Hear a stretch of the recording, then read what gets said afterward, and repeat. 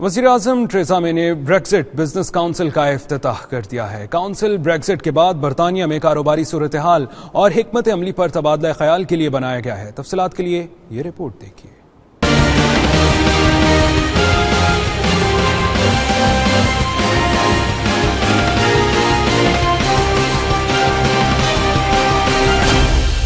برطانوی وزیر اعظم Theresa May نے بزنس کونسل کا افتتاح کر دیا۔ کونسل سال میں 3 بار اجلاس منعقد کرے گی، جبکہ 2 بار وزیر اعظم اور 1 بار کابینہ ممبران کے ساتھ اجلاس منعقد ہوگا، جس میں ملک کی کاروباری صورتحال اور معاشی حکمت عملی پر بات چیت کی جائے گی۔